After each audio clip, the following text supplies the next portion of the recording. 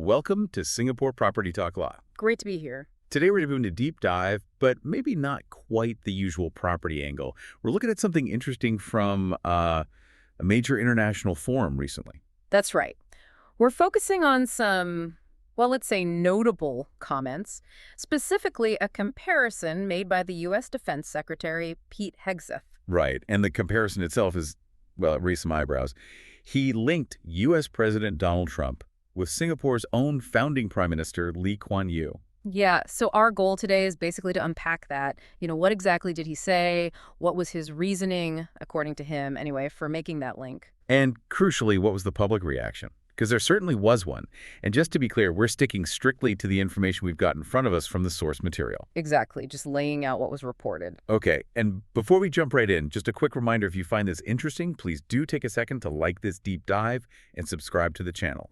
That way you won't miss out on our latest explorations. Definitely helps us out. Okay, so setting the scene. This happened at the Shangri-La Dialogue, May 31st, 2025. A really significant gathering, defense leaders from all over. Yeah, a big deal.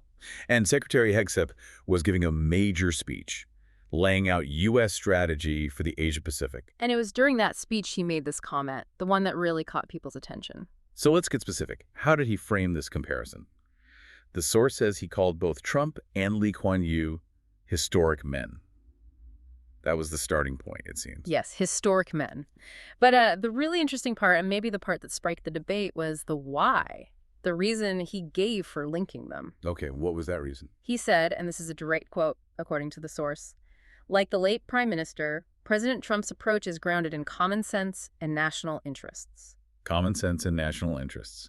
So it wasn't about their personalities or maybe even specific policies, but that underlying philosophy. That seems to be the connection Hegseth was trying to draw. He did talk a bit more about Lee Kuan Yew specifically. Right. The source mentions he praised Lee Kuan Yew's sage leadership and strategic vision, credited him over 3 decades for transforming Singapore, into the high-tech hub it is. Exactly. And then he directly tied that back to Trump. He said something like, that's what common sense policies can achieve, and that's precisely what President Trump's vision is all about.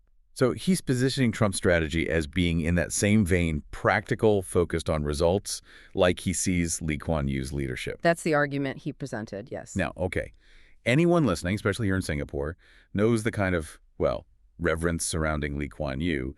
Even years after his passing, he's a towering figure. Absolutely. Deep respect. So given that context and comparing him to someone, let's face it, as globally polarizing as Donald Trump, what did the source say happened next? What was the immediate reaction? Well, this is where the source really highlights a massive disconnect. It says social media just erupted. The description used was loud and acerbic criticism, almost instantly. Loud and acerbic. Okay, that doesn't sound like people were agreeing with the common sense connection. Not really, no. The source pulled out some specific examples of just how sharp the reactions were. Like what? Well, one comment quoted was, one is historic, the other is hysteric.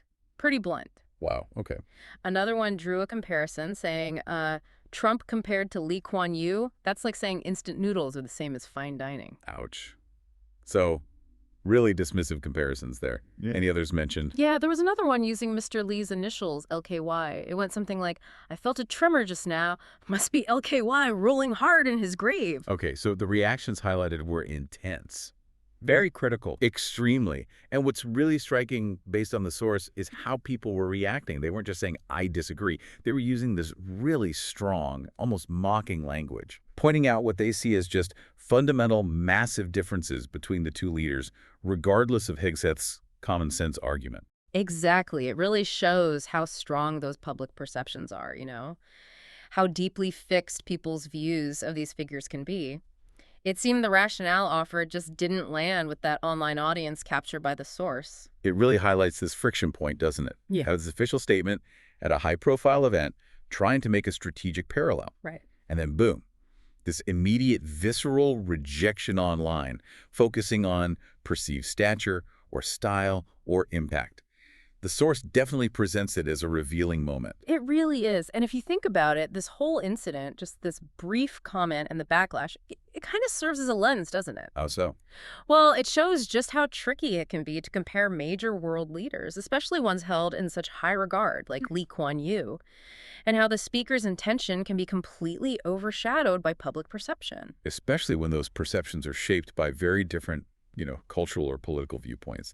The source uses this to illustrate that gap between the intended message and how it's received. Precisely. Okay, so let's quickly recap what this deep dive into the source showed us. Hmm. We had U.S. Defense Secretary Pete Hegseth comparing Donald Trump and Lee Kuan Yew.